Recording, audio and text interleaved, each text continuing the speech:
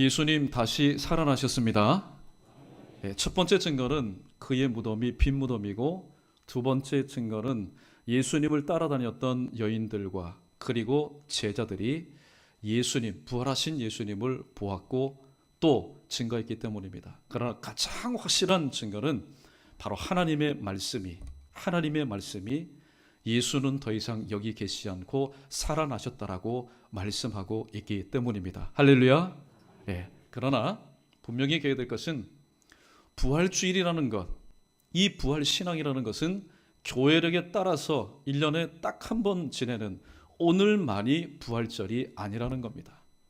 바로 예수님께서 부활하심을 기억하여 초대교회들은 매 주일마다 모일 때마다 안식 후 첫날, 오늘날로 말하면 주일마다 주님께서 우리를 위해서 부활하셨다, 그 은혜와 그 감사에 감동하여서 하나님을 예배하였기 때문에 사실 1년 52주일 내시 53주일이 우리 모두에게는 부활주일입니다. 그러므로 이러한 마음 자세를 가지시고 오늘 하루만이 부활주일이다 그렇게 생각하지 마시고 매 주일마다 지난 6일 동안에 흐트러진 우리의 삶의 모습을 다시 한번 돌아보면서 주님께서 왜 다시 부활하셨는가, 주님의 그 십자가의 죽음과 주님의 당하신 그 고난이 결코 헛되지 않도록 시간마다 주시는 말씀을 통해서 흐트러졌던 분산되었던 우리의 시선과 마음을 다시 한번 말씀으로 다잡고 주님께서 원하시는 모습대로 회복되어서 돌아간 삶의 현장에서 오늘 본문에 등장하는 초대교회 믿음의 권속들처럼 하나님 우리에게 허락하신 이 입술을 통해서 담대하게 예수 그리스도의 복음을 증가할 수 있는 저 여러분 우리 모두 되기를 주님의 이름으로 축원합니다. 살다 보면은 철이라는 게 듭니다. 젊었을 때는 철 들지 않습니다. 그래서 마음대로 살아갑니다. 자기 뜻대로 살아갑니다. 그러나 벼는 익으면 익을수록 고개를 숙이듯이 사람도 나이가 들고 철이 들게 되면은 후회라는 것을 하게 됩니다. 그런데 그 후회 내용 중에 가장 큰 비중을 차지하는 것이 바로 말에 대한 후회입니다. 내가 왜 지난 과거에 그런 말을 했던고, 그래서 왜 사라는 이의 마음에 상처를 주었고 또 못을 박았던고, 또 그때 그 말을 통해서 왜 공동체 가운데 유익이 되지 못하고 덕을 끼치지 못했던고, 그렇게 후회하면서 살아가는 것이 바로 오늘 우리네 모습의 본질입니다. 오늘 우리는 부활주일로 지키고 있습니다. 부활주일 이후 부활하신 예수님을 만난 뒤에 제자들이 10일 동안 저녁 합심해서 기도합니다. 그때 예수님께서 약속하신 바로 보혜사 성령을 그들에게 보내주셨습니다. 성령 충만한 뒤에 이 제자들에는 많은 모습의 변화가 있었습니다.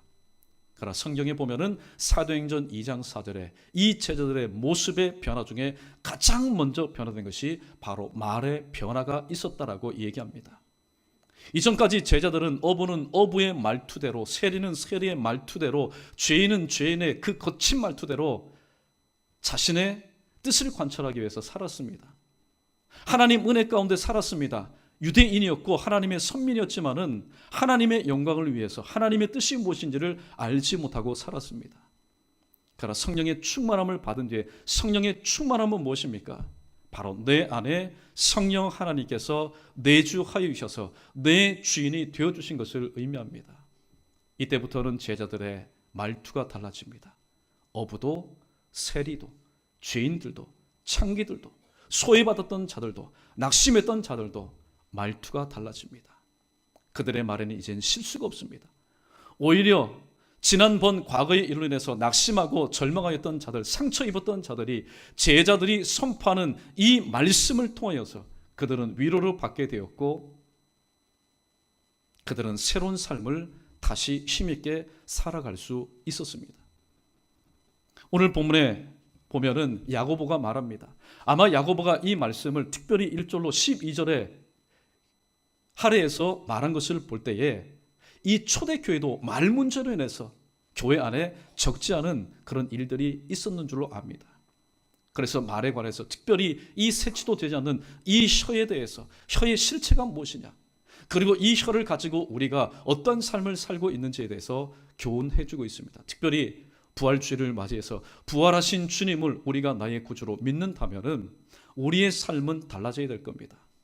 그 중에 오늘 본문에서 말하는 것처럼 신앙생활의 더 여섯 번째 말, 우리의 혀, 우리의 입술이 달라져야 될 겁니다.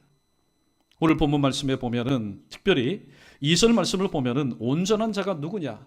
야고보는 말합니다. 말에 실수가 없는 사람이 온전한 사람이라고 얘기합니다. 그리고 3절과 4절에서는 다음과 같이 두 가지 긍정적인 예를 듭니다. 그 사나운 말을 내가 잘 탈 수 있는 순한 말로 길들이기 위해서는 그 입에다가 조그만한 재갈을 물리면 된다라고 얘기합니다. 또 그 큰 배가 풍랑을 헤치고 수온의 항구로 나가기 위해서는 저 배 수면에 깔려있는 그 작은 그 키가 사공의 뜻대로 이 큰 배를 항해할 수 있다고 말하고 있습니다.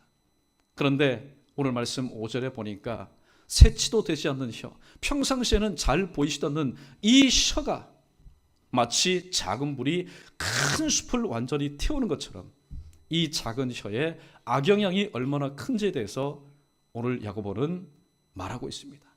그리고 6절에서는 이 혀의 실체가 무엇인에 대해서 다음과 같이 언급합니다. 혀는 불이요 곧 불의의 세계라. 온몸을 불사르고 삶의 바퀴를 태운다. 그런데 이 불의 출처는 뭐냐? 바로 지옥에서 난다고 이야기하고 있습니다. 잔악깨나 불조심. 예전에는 겨울철만 되면은 잔악깨나 불조심인데 요새는 사시사철입니다. 한여름에도 봄에도 가을에도 언제든지 일어날 수 있는 게 불입니다. 그러나 확실한 사실 한 가지는 세상에 꺼지지 않는 불은 없다라는 겁니다. 이 땅에서 꺼지지 않는 불은 없습니다. 다 꺼지게 마련입니다. 물론 많은 상처와 인명피해와 재산 피해를 남기지만은 그러나 꺼지지 않는 불이 있습니다. 그것은 이 땅에 존재하는 불이 아니라 바로 지옥불입니다. 혀의 권세, 혀의 악영향이 바로 이와 같다라는 말씀입니다. 그러면서 계속해서 7절과 8절에서 오늘 인간이 길들일 수 있는 것들에 대해서 7절에서 말씀을 하고 또 인간이 길들이지 못하는 것에 대해서 한 가지를 소개하고 있습니다. 7절에 보니까 육해공 모든 동물들이 다 등장합니다. 맞습니다. 사람이 얼마나 손재주가 좋은지, 얼마나 능력이 있는지요. 맹수도 사자도 아무리 사나운 맹수라도 조련사의 그 손에서 왔다 갔다 합니다. 순한 고양이가 되어버립니다. 또 큰 돌고래, 그 포악한 돌고래도 조련사의 말 한마디 휘슬 한번 불게 되면은 조련사의 마음대로, 그래서 관중을 즐겁게 합니다. 저 하늘을 날면서 저 푸른 창공을 휘 나르는 그 맹독성의 그런 독수리, 매도 한번 보십시오. 사람의 손에 의해서 그 먹이의 포로가 되어서 사람이 길들이지 않습니까? 사람은 위대합니다. 사람은 대단합니다. 그러나 8절 말씀해 보니까 사람이 길들일 수 없는 것이 있는데 그것은 아이러니컬하게도 내 신체 가운데 붙어있는, 그러나 잘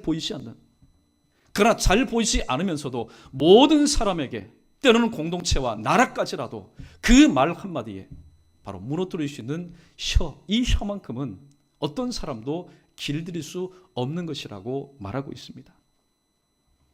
그러면서 9절에서는 이 혀의 순기능과 역기능에 대해서 이렇게 말합니다.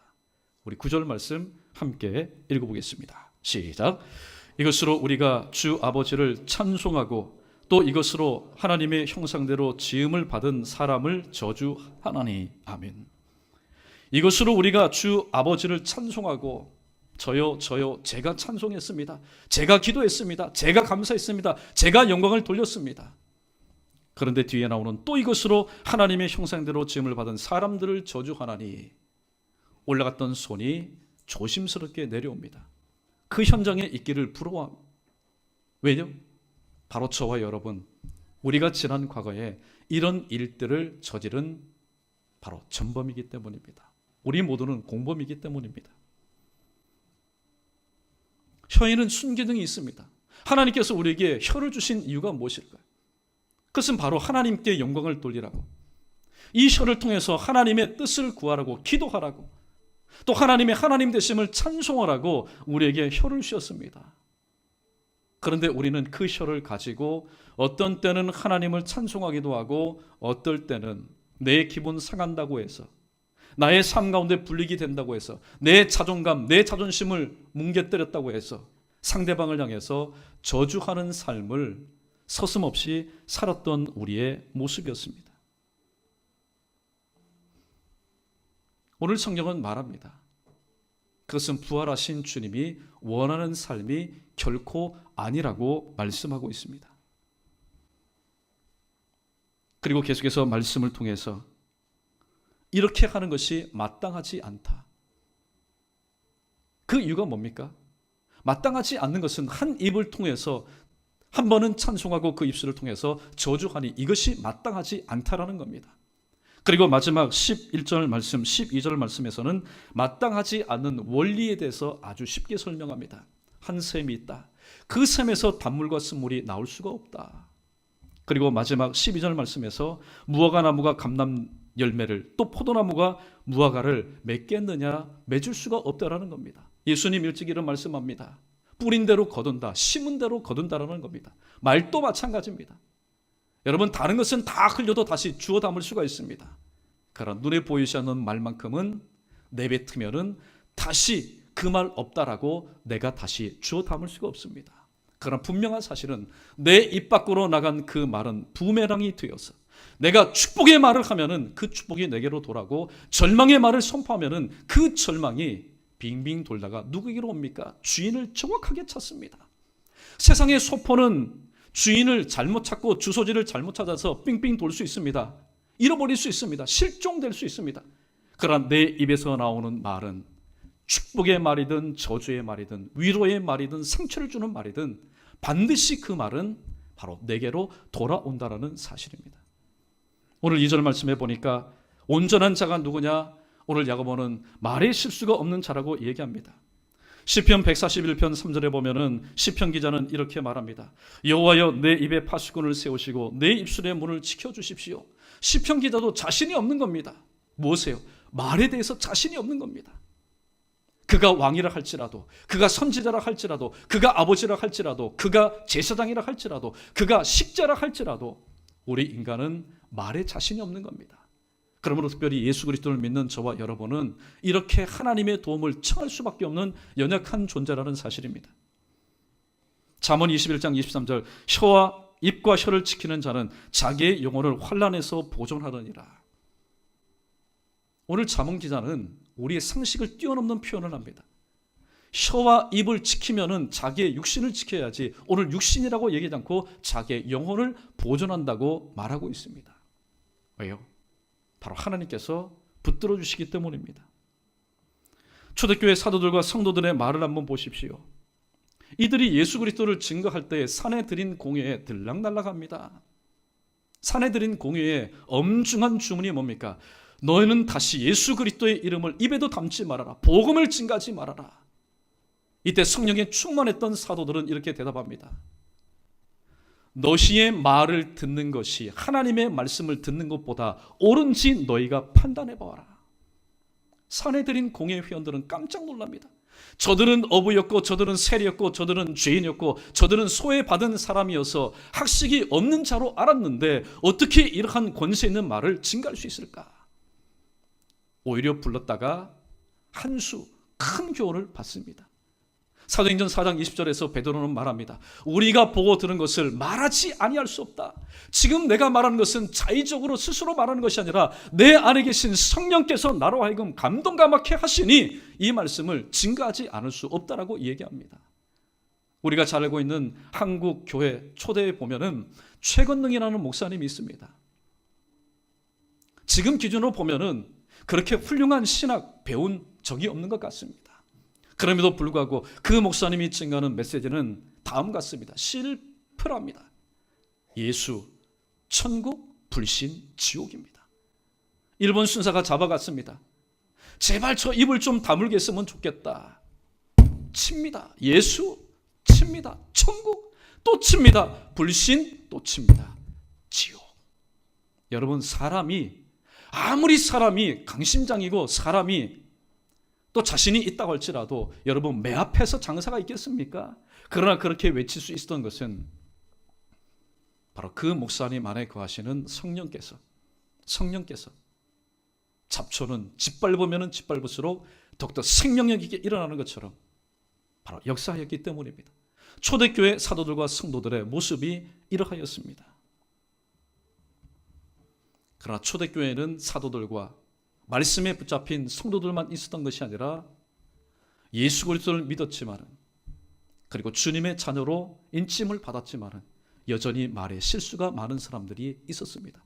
그래서 사도 바울은 디모데전서 5장 13절에서 이렇게 지적하고 있습니다.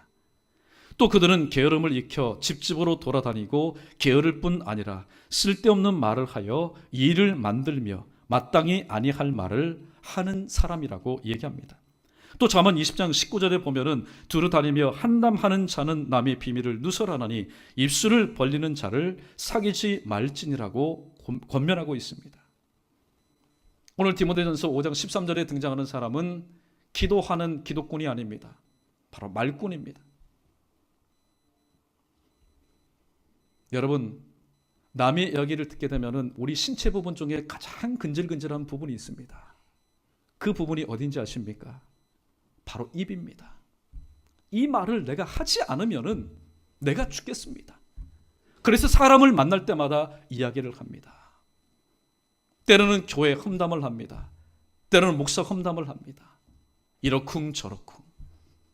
그러나 거두절미하고 연희교회 성도들이 연희교회를 험담하고 연희교회 목사를 험담하고 연희교회 성도를 험담하는 것은 내 얼굴에다가 침을 뱉는 것과 마찬가지라는 사실입니다.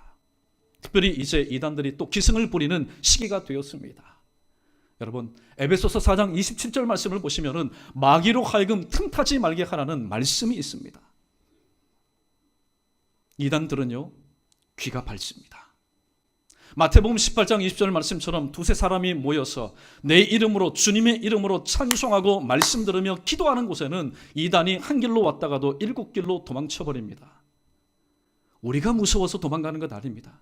우리 안에 거하시는, 내가 그들 중에 있겠다, 우리 모임 가운데 거하시는 그 성령 하나님의 능력에 눌려서 한 길로 왔다가 7길로 도망갑니다. 그런데 두세 사람이 모였습니다. 분명히 모인 것은 믿지 않는 사람들이 아니라 믿는 사람들인데 이야기를 들어보니 여러분 와서 듣겠습니까? 이단들은 귀가 밝다고 했습니다. 이야, 험담하기 시작합니다. 비방하기 시작합니다.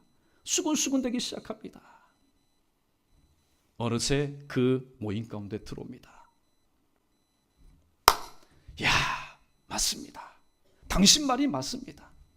신불신간을 여러분 따지지 않고 사람들은요, 내 말에 내 고민 가운데 호응할 때에 그 사람의 정체가 무엇인지 상관하지 않습니다. 야, 사람 제대로 만났다. 나를 알아주는 사람 제대로 만났다. 그때부터는 그의 정체가 무엇인지 불문하고 있는 것 없는 것 다 쏟아냅니다.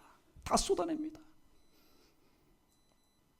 결국에는 마귀가 틈타는 줄도 알지 못하고 이로 인해서 교회가 시끄러워진 줄도 모르고 기도해야 될 사람이 말을 하니, 말씀을 읽어야 될 사람이 말을 하니 이런 일들이 일어나는 겁니다. 이 시간 관련해서 여러분에게 잠깐 광고를 드립니다. CBS TV의 특집 그 프로를 보게 되면은 신빠사라는 특집 프로가 있습니다. 신천지에 빠진 사람들. 예. 여러분, 마귀, 그 속아 있는 이단과 사이비들은요, 교회가 기도할 때에는 근접하지 못합니다. 말씀하고 또 성경 공부하고 예배로 똘똘 뭉칠 때는 아까 말씀드린 것처럼 한 길로 왔다가 길이 있으면 있는 구멍대로 다 빠져나갑니다. 여기는 우리의 밭이 아니다. 그러나 그렇지 못할 때에 마귀는 바로 이것이 추수할 곳이구나, 이단들은 이것이 추수할 곳이구나 와서 역사한다는 사실을 우리는 분명히 기억할 수 있어야 됩니다. 사랑하는 성도 여러분, 엄마가 있습니다. 아기가 있습니다. 아기가 젖을 먹을 때 누구를 보는지 아십니까? 아기가 땀을 삐질삐질 흘리면서 젖을 빨 때에 누구의 얼굴을 보는지 아십니까? 엄마의 얼굴을 봅니다. 뚫어지라고 봅니다. 그런데 엄마가 신선한 젖을 먹이는데 만약에 엄마의 표정이 슬픈 표정을 하거나 화난 표정을 한다면은 그 아이가 먹는 저주로 인해서 아기가 소화를 잘 해내겠습니까? 아무리 유량이 풍부하고 또 젖이 신선하다 할지라도 엄마의 그 표정이 화를 낸 표정이요 또 어두운 표정이라면 그 아이는 100% 설사를 하게 됩니다. 그러면 엄마도 좋고 아기도 좋은 것은 무엇입니까?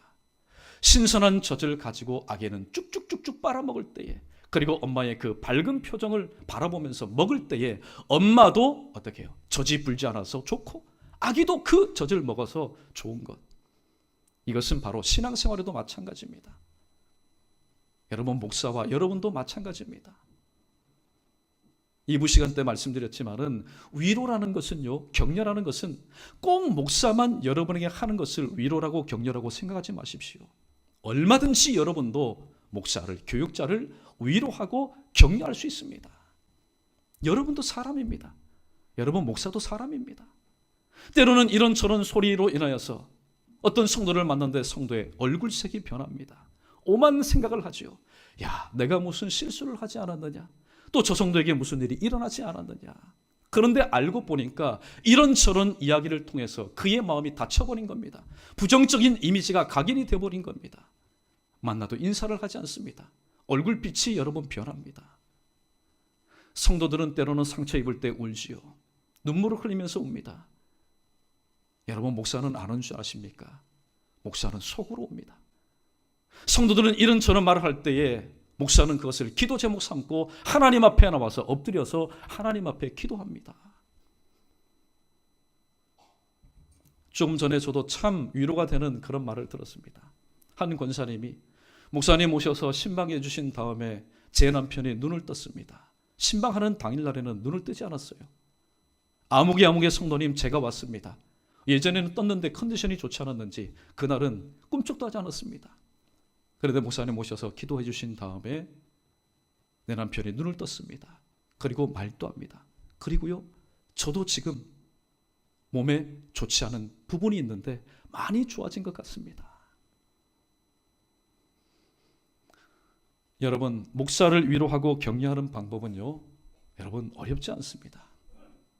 목사님 힘내십시오. 그리고 가장 좋은 위로와 가장 좋은 힘이 되는 한마디는 바로 이겁니다.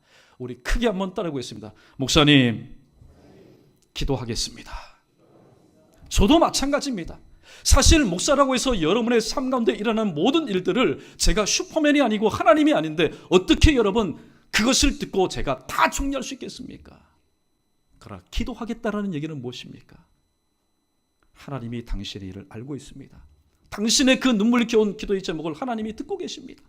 지금 갑갑한 당신의 환경을 하나님께서 보고 계십니다. 기도하겠다라는 것은 하나님께 맡겨드리겠다는 얘기입니다. 우리는 하나님을 향해서 전지전능하신 하나님이라고 믿습니다. 전지전능하신 하나님은 오늘도 살아계신데 그 일을 가지고 하나님 앞에 기도하며 맡기지 않는다면 누가 하나님의 귀하신 역사를 이루며 체험하겠습니까?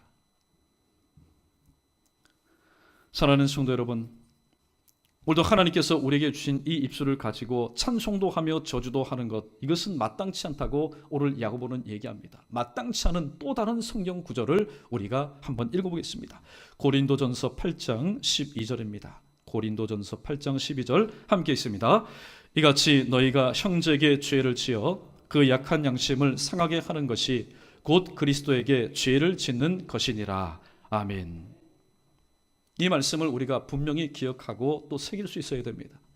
사람들은 생각합니다. 내가 형제에게 죄를 지어 상처를 주는 것, 하나님과는 아무런 상관이 없다. 그렇게 생각할지도 모릅니다. 그러나 하나님과 우리와의 관계는 부모와 자식과의 관계를 보면은 여러분 거의 제외됨이 없이 맞습니다. 부모님이 계십니다. 근데 자식들이 있어요. 근데 그 자식들이 부모님에 대해서는 잘 하는데 자식들이 모이면은 아웅다웅 다툽니다. 장자가 형이 막내의 마음을 상처를 줍니다. 아프게 합니다. 또 막내도 또 다른 형제에게 마음을 아프게 합니다. 그러면은 사실 마음에 상처를 주고 마음의 아픔을 준 것은 자식들과의 관계지만은 이것을 본 그 부모님의 마음은 어떨까요? 그 자식이 당하는 아픔보다도 몇 배나 더하는 고통 가운데 그것을 묵묵하게 눈물을 흘리며 지켜볼 수밖에 없다라는 겁니다. 하나님도 마찬가지입니다. 교회가 교회끼리, 성도가 성도끼리 아웅다웅 다툴 때에 오늘 또 이 모든 모습을 보시고 불편하게 2000년 전에 저 십자가상에서 땀과 눈물과 피범벅이 되도록 우시면서 이 모든 것을 다 이루셨다라고 용서하시고 받아주신 그 예수님께 또다시 그 가슴에 못을 박는다는 사실을 우리는 기억해야 됩니다. 여러분, 아담을 보십시오. 사실 성경에 보면은 순서상 아담은 먼저 선악과를 따먹지 않았습니다. 하와가 먼저 따먹었습니다. 그러나 하나님은 아담에게 먼저 묻습니다. 아담아, 아담아, 내가 왜 선악과를 따먹었느냐? 아담이 얘기합니다. 하나님께서 내게 주신 이 여자가 나에게 줌으로 인해서 내가 선악과를 따먹었습니다. 여러분, 아담이 거짓말한 것 아닙니다. 아담은 팩트, 있는 사실을 그대로 얘기했습니다. 그러나 그 있는 팩트, 그 속에 그 의중은 뭡니까? 하나님 책임입니다. 하나님께서 만약에 이 여자를 주지 않았다면은 제가 선악과를 먹지도 않았을 것이고 하나님의 근심이 되지 않았을 겁니다.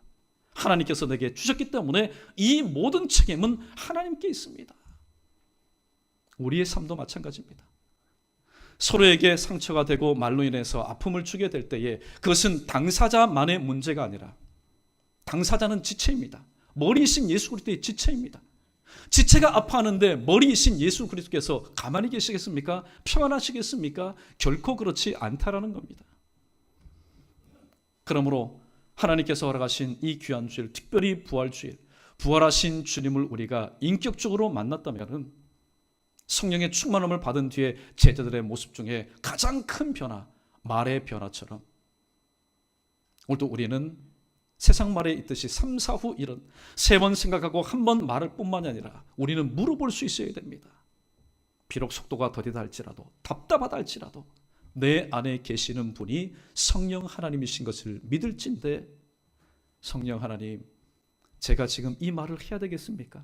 이 말씀이 성령적인 말씀입니까? 이 말씀을 통해서 남의 가슴에 상처를 주지는 않을까요?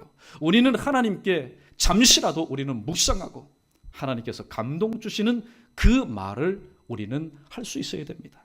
마가복음 13장 11절 말씀 우리 함께 읽어보겠습니다. 시작. 사람들이 너희를 끌어다가 넘겨줄 때에 무슨 말을 할까 미리 염려하지 말고 무엇이든지 그때 너희에게 주시는 그 말을 하라. 말하는 이는 너희가 아니요 성령이시니라. 아멘. 왜 우리가 내 말을 합니까? 왜 우리가 사람의 말을 합니까? 내주하시는 성령 하나님께 물어보지 않기 때문에 내 말, 사람의 말을 할 수밖에 없는 겁니다. 그러나 성령의 말, 하나님의 말씀, 하나님의 그 기쁘신 뜻대로 말을 할 수 있는 것은 내 안에 계신 성령 하나님께 묵상하며 하나님 어떤 말을 해야 될까요? 성령께서 그때마다 주시는 그 말을 하기 때문에 제자들, 성령의 충만함을 받은 뒤에 제자들의 모습을 한번 보십시오. 여러분 시간을 내어서 한번 연구해 보십시오. 제자들의 말에 실수가 있었던가? 실수가 없었습니다. 그들은 오히려 죽어가는 사람을 살리는 생명의 말씀, 위로의 말씀, 격려의 말씀을 통해서 하나님 쓰신 몸된 교회를 더욱더 든든히 세워나가는 귀한 일꾼으로 쓰임받았습니다. 자, 그렇다면 초대교회 성도들, 그들은 어부였습니다. 어부의 말투가 있을 겁니다. 세리였습니다. 세리의 말투가 있을 것이고 죄인입니다. 거친 말을 하였을 겁니다. 그럼에도 불구하고 그들의 출신 성분과는 전혀 상관이 없이 성령의 말을 할 수 있었던 것은 바로 내주하시는 성령께서 그들의 모든 전 인격과 특별히 그들의 입술의 파수꾼이 되어서 그들의 입술을 지켜주셨기 때문입니다. 초대교회 성도들에게는 하루가 여러 번 아까웠습니다. 1시간이 아까웠습니다. 왜 그럴까요? 기도하고 일어나면은 아무개가 지금 잡혀갔대. 아무개가 지금 원형정리장에서 사자밥이 됐대. 언제 순교당할지 모르는 순교자의 삶을 살았던 것이 바로 초대교회 성도들의 모습이었기 때문에 그들도 왜 할 말이 없겠습니까? 그들도 이 땅에서 가정을 이루고 때로는 그들도 여러 가지 일들을 하는 사람 왜 말들이 없겠습니까? 그러나 그 말들을 하는데 너무나 시간이 아까웠던 겁니다. 왜냐하면 지금 내게 주신 보고 들은 예수 그리스도를 증거할 때에도 다음 시간에 사자밥이 될지 아니면 내일 내가 화형을 당할지 알지 못하는 절체절명의 삶을 살았기 때문입니다. 그렇다면 오늘 저와 여러분, 우리의 모습은 어떻습니까? 오늘 환영당하는 것 걱정하는 사람 아무도 없습니다. 사자밥이 되는 것을 두려워서 떠는 사람 아무도 없습니다. 솔직히 말해서 저희와 우리 모두에게는 시간이 지금 남아돕니다. 그럼에도 불구하고 그 시간의 귀중함을 알지 못하고 한 입에서 찬송과 저주가 나오는도다. 성경은 이것이 마땅치 않다라고 얘기했는데 우리는 삶을 통해서, 말을 통해서 아닙니다, 그거 할 수 있습니다, 당연한 일입니다라고 그렇게 살아가고 있지는 않습니까? 신앙의 철과 인생의 철이 있는 사람들은 다 이렇게 얘기합니다. 이제 우리 살 날 얼마 남지 않았는데 그렇게 싸워서 뭐 하겠느냐, 그렇게 묘해서 뭐 하겠느냐, 그렇게 시기해서 뭐 하겠느냐, 그렇게 거리를 두고 살아서 뭐 하겠느냐, 그렇게 마음문을 꽉 닫아두고 살아서 뭐 하겠느냐라고들 다들 말합니다. 특별히 저와 여러분, 오늘 부활신앙, 초대교회 성도들은 부활하신 주님께서 언제 다시 오실지 알지 못하여, 오시는 것은 분명한 기정사실인데 언제 오실지 몰라서 아멘 주 예수여 오시옵소서, 요한계시록 22장 20절 말씀 아멘 주 예수여 오시옵소서, 고린도전서 16장 20절 말씀 마라나타, 그러한 성령 하나님께서 원하시는 말씀을 통해서 하루하루의 삶을 견디면서 소망 가운데 살아갔습니다. 여러분, 신앙생활할 때 어려움이 있고 때로는 고난이 있는 것 여러분 불편하게 생각하지 마십시오. 오히려 내 신앙의 순도를 체크할 수 있는 좋은 기회라는 사실을 다시 한번 기억하시고, 힘들면 어떻습니까? 어려우면 어떻습니까? 사실 십자가를 질 때 마음이 평안하다면 그것은 십자가가 아닐 겁니다. 십자가를 질 때 마음에 고민이 있고 마음에 어려움이 있다 할지라도 이것을 내게 지어주신 분이 누구냐? 주님 아니십니까? 모래 위에 난 발자국, 모래 위에 난 발자국. 내가 힘들고 어려울 때에 주님은 어디 가셨습니까? 내가 너를 업고 있지 않았느냐? 그런 시가 있는 것처럼 오늘도 주님은 우리 눈에 보이지 않습니다. 그러나 세상 끝날까지 너희와 교회와 내가 피값 주고 산 너희와 함께 할 것이라고 주님 말씀하고 있습니다. 이 말씀 다시 한번 기억하시면서 신앙생활의 터중의 말 정말로 중요합니다. 아무리 예배 헌신, 또 아무리 기도, 아무리 봉사 잘한다 할지라도 말 한번 잘못해보면 지금까지 쌓아놓던 이 모든 것이 모래성처럼 무너질 수밖에 없기 때문입니다. 사랑하는 성도 여러분, 부활하신 주님, 오늘 또 우리에게 어떤 것을 기대하실까요? 우리 입술을 통해서 예수 부활하셨습니다, 믿음과 인내를 가지면서 아멘 주 예수여 오시옵소서, 이렇게 하루하루의 삶을 주어진 삶에서 최선을 다하는 것, 이것이 바로 우리를 바라보시는 주님을 흐뭇하게 해드리며 주님의 그 입술에 미소를 띄우게 하는 하나님께서 기뻐하시는 교회 아닐까요? 그런 교회로서 다시 한번 오늘 주시는 말씀을 통해서 특별히 여러 번 간절하게 기도하는 그 기도를 통해서 변화받고 하나님 원하시는 모습대로 다시 한번 회복되는, 그래서 나가서 누구를 만나든지 간에 예수님은 부활하셨습니다, 그분을 믿으십시오, 그러면 너와 내 집이 구원을 얻을 것입니다라고 세상 사람들에게 가장 필요한 선물, 가장 귀한 구원의 선물을 함께 나눠줄 수 있는 저와 여러분, 우리 모두 되기를 주님의 이름으로 축원합니다.